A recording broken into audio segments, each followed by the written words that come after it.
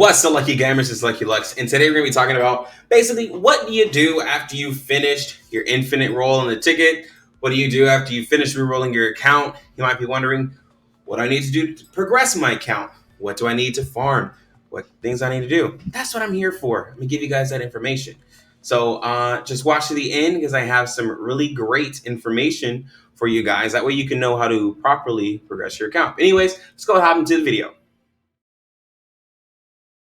All righty, if you've made it this far into the video, so the best, honest, advice I can give you: go through your campaign, finish out your campaign as far as you can get.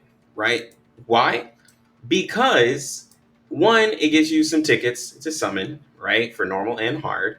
It gives you the crystals that you need for summons. Also, it unlocks most of the game for you, if not all of it. A good place to start, I say typically, is at the end of chapter 5, 5:10, because you've pretty much unlocked everything that you need. And that's getting pretty much everything that you need in battle, from target elimination, mutation waypoint, lava rift, the tower, all your data collection, resource nodes, everything like that. By the time you finish story, you'll be around in the 20s or so. And then the next thing after that, I would say farm, right?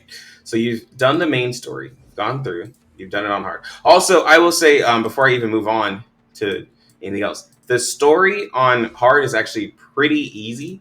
Like, here's 110. It just recommends a 2000. So, like, you could work on it very early. There's, like, no reason to kind of wait. Just go ahead and do normal and hard as much as you can do. After that, I would work on the event.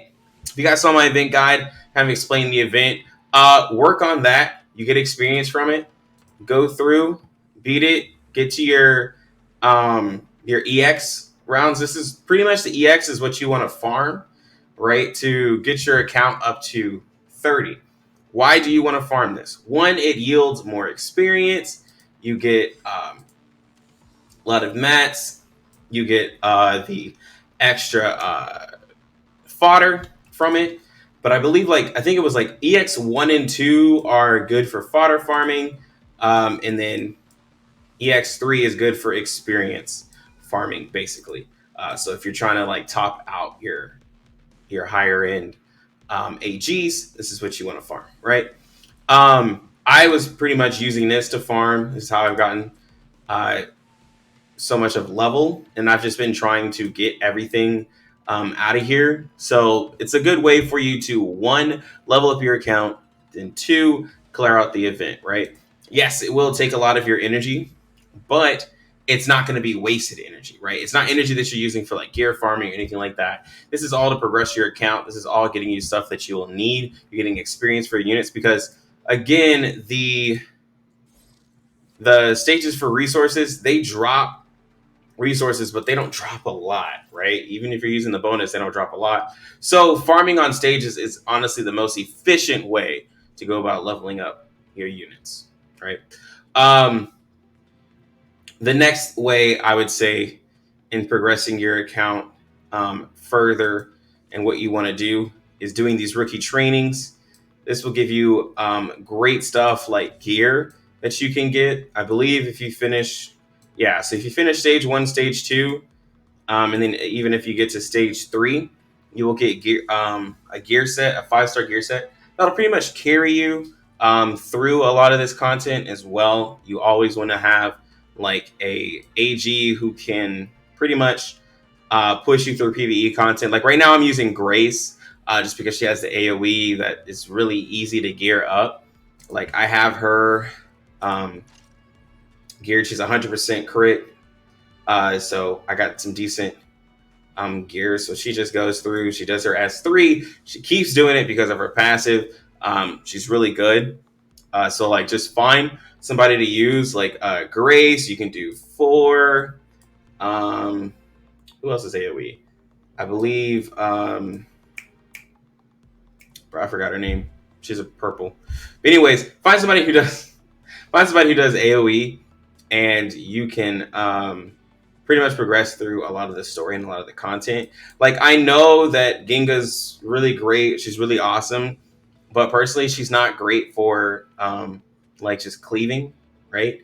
Don't use these single target units that honestly don't offer you anything to push through the story, because like, yes, the end of the story has a boss, but like, you really want only like, well, maybe one single target, not a full team of single targets. So just make sure to have an AoE sweeper who can do a really decent job at that, right, to help you progress of your account. But again, main things that I can say is go through your main story, push that, build you up a team that is pretty easy to use. So like, I would say most of you guys got Morris. If you need to use Morris, use her. If you got if you need another blue, here you go. Right? And then for your green, it just really honestly depends on what your situation is. You can go for Roko, or you can go for a tank, right? Earlier on, I had a tank because that's all I had. But Roko is a 3-star. You can use her because she's good for bosses, right? So here goes your 3 colors right here. And then, so for your 4th, you can literally add on whoever you want. Since most of you have Genga, I assume that you're going to use her. That way you can level her up pretty much for free while you're going through the story. But you use these 4. Why? Because throughout the story, you're going to need to have all 3 colors. So this gives you the full set of them. And then this 4th one will just be a single target damage that you can use. So in summary, again, main story, push that as far as you can on normal and hard. As I told you before, if you get stuck on main story, then go to the event. Push the event as much as you can. And then after that, if you are still stuck, then look over here at rookie training. You can see where you can possibly get some gear by finishing different tasks. Like, use all of the like just event tabs and everything. Get everything free that you can get, especially as a free to play player. Level up units. Again, I also said on my TIS video, level up units that you are going to use and don't spread out all of your resources to where you literally can't like progress your main squad. You need that. Um, you really do, because like, you don't want to waste all this energy. Everybody's trying to push the end game. Everybody's trying to push to be able to do hunts on stage 7. So if you don't want to fall behind, just make sure that you're working on a solid team for pushing through content. Yes, you can still look up ways to find like raid teams and hunt teams, and yes, all that. But you need to push through content and unlock all that stuff first. But guys, that's pretty much all I have. Again, I just want to help you out if you're just unsure of what you need to do in this game.